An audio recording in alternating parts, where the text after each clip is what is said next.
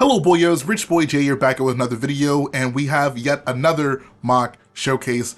This one is going to be a good one, but you guys should know the drill by now. If there's one thing you do after watching this video, please go to the description, check out the people who created these beautiful mocks, go to their socials, give them follows, likes, shower them with praise. It would mean the world to me. First mock we're going to take a look at today is by Klement Elias, and it is titled Attack on Hoth. I specifically chose this build to be a part of this week's mock showcase for one main reason: texturing. If you look at this mock, you'll see there are a lot of what would typically on normal mocks be large gray plain surfaces, but on this build, these gray surfaces don't look plain, and that's because of texturing. You can creatively use pieces to create basically more interesting looking surfaces and be deliberate about it in such a way that it makes the mock look a lot more realistic and detailed than it otherwise would be. So let's talk a little bit about it. The one part that definitely sticks out to me is this main wall here on the back. You can see that he is using mostly snot techniques with a lot of tiles on the sides, but there are also some bricks integrated as well to just give a variety of shapes. And what this gives you is a look of paneling like you'd see on a lot of Star Wars vehicles. And I like this. This makes the wall look a lot more interesting as opposed to had he been just straight up stacking bricks. I think that creates a pretty predictable pattern. So you can kind of get away from that by trying to integrate some sideways tiles in there as well. But it doesn't just stop there. I think this section over here to the right is really clean looking. He's creatively using the cheese slope angles to, for one, get this entire big panel here angled, but you can see that it looks pretty seamless. These angles are integrated so well, and I really do love that. It's honestly basic math if you really want to get down to the bottom of it. I'm not here to educate you on Lego math. That probably would be another video. But long story short, the usage of cheese slopes here on their sides as well as sticking straight up allows you to kind of just place this main big panel in the middle here and have it angled at the same angle as a cheese slope. And it all just fits in so nicely. I think people who can appreciate this type of thing know exactly what I'm talking about. You'll also notice a similar technique is being used on the opposite curved wall.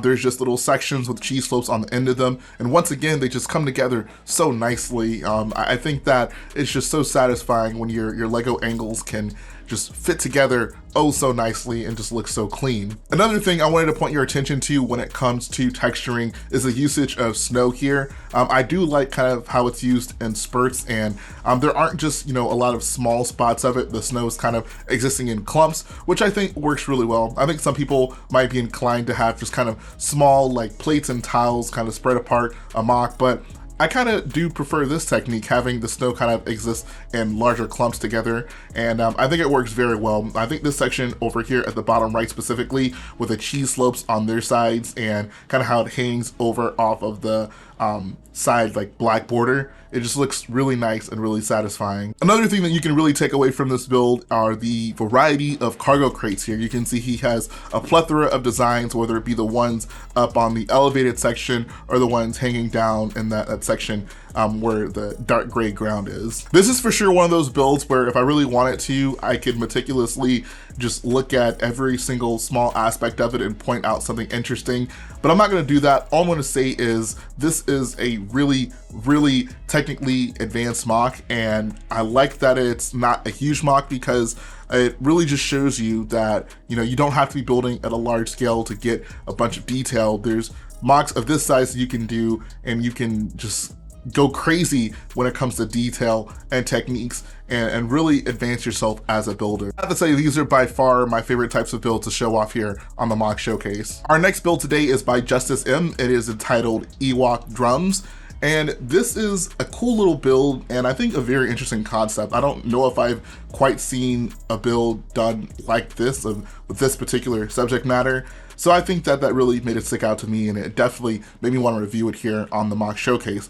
The first thing I had to notice is the tree. I have to say a lot of builders have really been progressing tree techniques so well lately. I don't know what it has been. Maybe I've just been kind of out of the building game for a little bit, but I've been seeing a lot of really cool tree techniques, and this is certainly one of them. He's using a lot of those like dinosaur tail pieces in brown to kind of get the rounded off texture of the tree, and they're all connected using those Technic wheels at the top, which is actually really useful for this purpose because you can basically connect, I think, like 7 or so of them all together here. I think 6 of them, yeah. You can connect 6 of them all together in a nice round pattern, and I think it just works out pretty well. So just the overall texture of the tree is really nice. Looks like he went ahead and threw one of those brown stud shooters in there as well with like a droid arm popping off of it. I do also like the usage of the whip piece with the lantern hanging from it. It just looks really cool and dynamic, not something you see super often.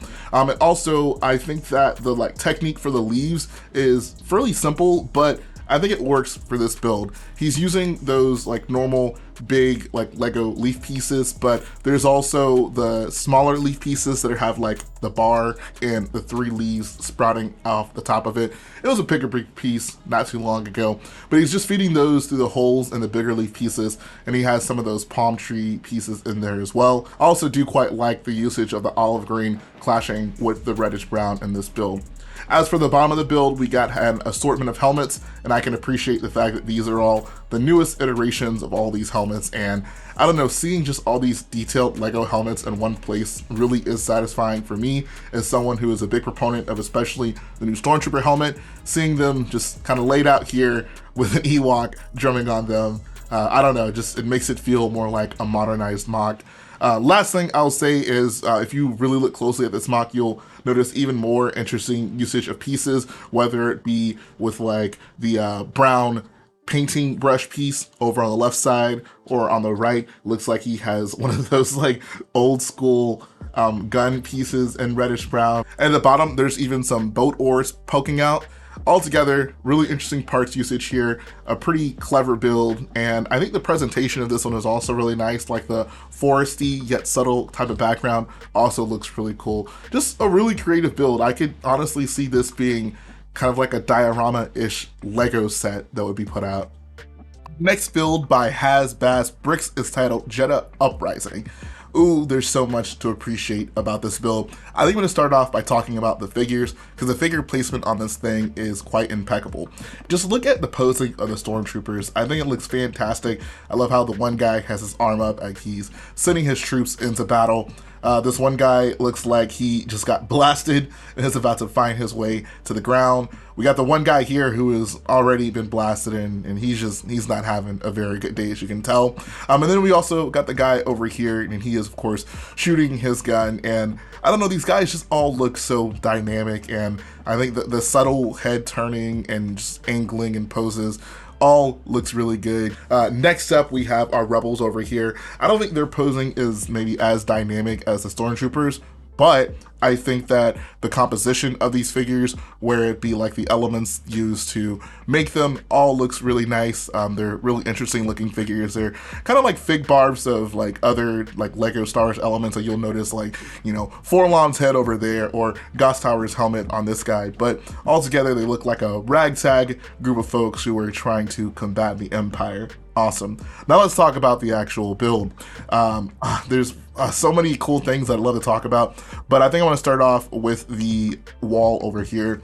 The fact that its angle goes such a long way, like it's like a pretty simple thing. I don't think getting this angle really would have been that difficult, but it makes a big difference. So if you're sitting there looking at your build and you're like, dang, like this looks a little bit too simple, how can I make it look interesting? I don't know, maybe consider angling a portion of the wall. I think that it can go a long way, especially in a build like this with this particular type of architecture. I think that this semi-rounded off wall over here also looks really cool, and the arch that kind of juts off of it is very nice. I also got to say, man, this sand red, these grill tiles right here go so freaking hard. Like, sand red to me in any MOC is usually kind of a flex, but the fact that it's basically the only sand red that's used anywhere in this build, and it's used so effectively, like just right there, those grills, it just, oh, that looks so good. That is like the perfect way to use an interesting and somewhat rare color like that.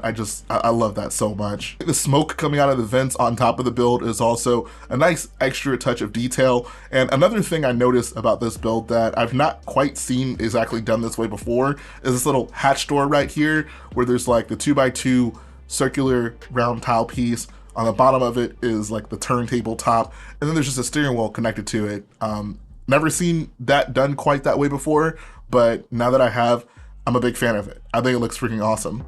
And then the final thing I would say is the usage of the whip pieces kind of all throughout this build as like vines also adds a bit of detail. And I also would be remiss if I didn't mention how he's using like the Boba Fett arm cape thing as just like a bit of like a cloth covering or an awning over the door. And that also is another just really nice detail, just tons of nice details all throughout this build. I keep saying one last thing, but more things keep popping into my head. I'm for sure this one is the last thing about this build, but I do really like the like stone pathway that is exposed kind of between these tan wedge plates. I love the like sloped gray piece assemblies that are just kind of squeezed in there and angled in a variety of ways with the plant pieces kind of poking through it. It's a really interesting looking type of landscaping there.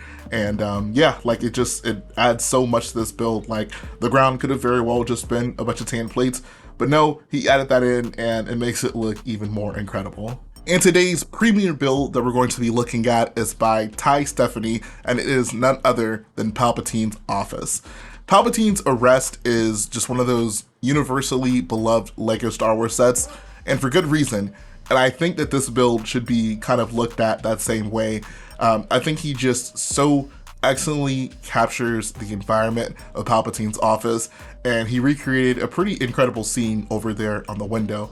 So this next photo shows a nice little overhead view, and you can just kind of get a feel for the scale and all the angling that's done into this.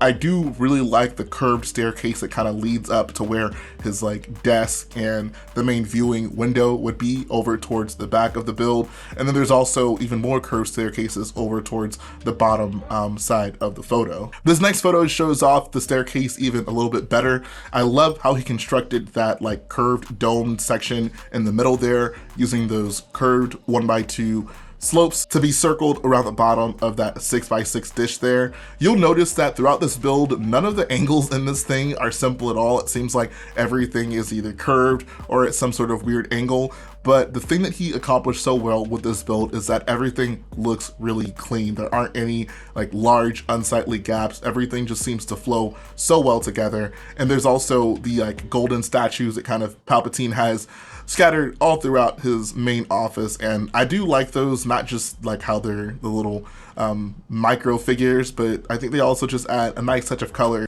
Speaking of the statues, there's some shelves over on the sides of the walls that have even more of these really interesting looking statues, and he's using some cool pieces for these as well. I'm not going to begin to try to tell you what these statues are supposed to be of. I'm sure there's some lore master out there who can tell me that this is some super ancient Jedi relic that Palpatine has in his office that somehow foreshadows the downfall of the Jedi.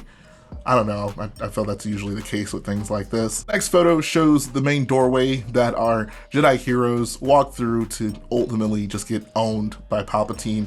I do like the usage of the Harry Potter wands on the sides of the doors. And I think the other piece of black architecture over to the left with those horns between the clips also looks really nice. I think he did a fantastic job at conveying the broken glass bits over on the window towards the back of the MOC, having those cheese slopes and just 1x1 tiles and plates scattered all about, as well as some kind of, sticking to the edges, like the rim of the window, so to speak, just looks really nice. And I mean, just by looking at this, you can very clearly tell that this window has been destroyed. He also has some really nice angling on Palpatine's chair. Like, I don't really know how to dive too deeply into it, but it's a really nice looking chair. And then in our final photo, we have Mace Windu meeting his impending doom. Palpatine is just going ham on this guy with force lightning, and while he's trying to deflect it, I think we all know what ends up happening to him. He returns in The Mandalorian Season 5. But no, in all seriousness, this is such a great kind of retelling of this scene in Lego. Palpatine has his super mischievous smile, Anakin is super worried over to the right of the screen, and then Mace Windu is just trying to make sense of it all and control everything. So this is just a really cool build altogether.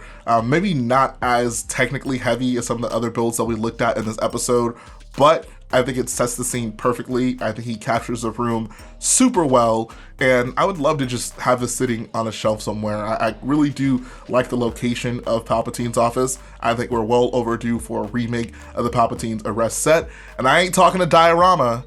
I want a play set with many figures. Yeah, that would be great.